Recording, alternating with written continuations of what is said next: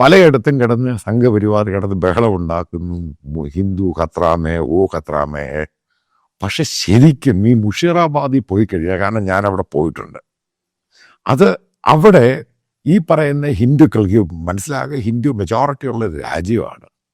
അവിടെ ഹിന്ദുക്കൾക്ക് അവരുടെ ഒരു അമ്പലത്തിൽ പ്രോപ്പറായിട്ട് ഇവരുടെ കമ്മ്യൂണിറ്റി ഉള്ളിടത്ത് അവർ അമ്പലത്തിൽ പോകാൻ പറ്റത്തില്ല, അമ്പലത്തിൽ പാട്ട് വെക്കാൻ പറ്റത്തില്ല. ആലോചിച്ച് നോക്കിയിട്ടുണ്ട്, ഇത് ഇന്ത്യയിലാണ് സംഭവിക്കുന്നത്. ഇതിനെപ്പറ്റി ആർക്കും ഒന്നും മിണ്ടണ്ട. ഇതാണ് വിരോധാഭാസം എന്ന് പറയുന്നത്. അതായത് ഞാനീ പറയുന്ന കുറ്റപ്പെടുത്തുമല്ല, ഇത് വളരെ നാളുകൾ കൊണ്ട് ഉണ്ടായൊരു സംഭവം, ഇപ്പോഴൊന്നും ഉണ്ടായതല്ല. ഇപ്പോഴീ പറയുന്ന ബംഗ്ലാദേശ് നമുക്കെതിരായി, ഷെയ്ഖ് ഹസീനയുടെ മാറ്ററോടുകൂടി കൂടുതലെതിരായി. അവിടെയുള്ള മുസ്ലിങ്ങളെ ഉപയോഗിച്ചുകൊണ്ട്, അതായത് ഈ ബുഷീറാബാദിലും ഈ ഭാഗത്തുള്ള മുസ്ലിങ്ങളെല്ലാം ബംഗ്ലാദേശി മുസ്ലിങ്ങളാണ്.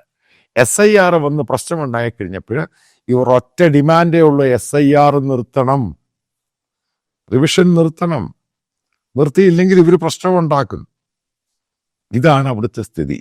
ഇപ്പൊ കേന്ദ്ര ഗവൺമെന്റിന്റെ ഏറ്റവും വലിയ പ്രശ്നം ഈ നാഷണൽ ഹൈവേ ഇവർ തടഞ്ഞു കഴിഞ്ഞാൽ, കാരണം തടയാൻ പറ്റും, നേരത്തെ തടഞ്ഞിട്ടുണ്ട്, ഈ തടഞ്ഞു കഴിഞ്ഞാൽ റീ ഓപ്പൺ ചെയ്യാൻ പാടാം. അങ്ങനെ ഒരു ഷറയനായത്. കാരണം ഈ പറയുന്ന പോലെ സിമ്പിളല്ല. അപ്പൊ അവിടെ ഈ സെൻസിറ്റീവായിട്ടുള്ള ഏരിയയിൽ പ്രോപ്പറായിട്ട് ഗവൺമെന്റ് ഫെയിലിയർ ആയി കഴിഞ്ഞാൽ, ഇത് ഈ പറയുന്ന അവർക്ക് എല്ലാ രീതിയിലും ഡിസ്റ്റർബ് ചെയ്യാൻ പറ്റുന്ന ഒരു ഏരിയയാണിത്.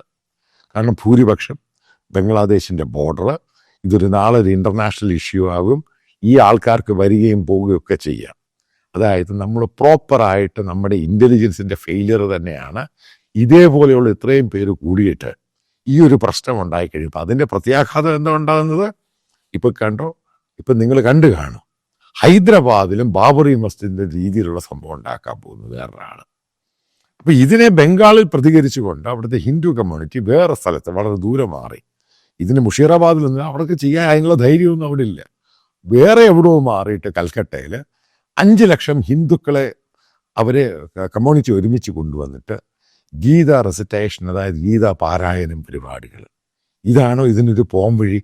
ഇത് സെക്യൂരിറ്റി ഇഷ്യൂ ആണ്, ഇന്ത്യയുടെ ബോർഡർ സെക്യൂരിറ്റി ഇഷ്യൂ ആണ്, നാഷണൽ സെക്യൂരിറ്റി ഇഷ്യൂ ആണ്.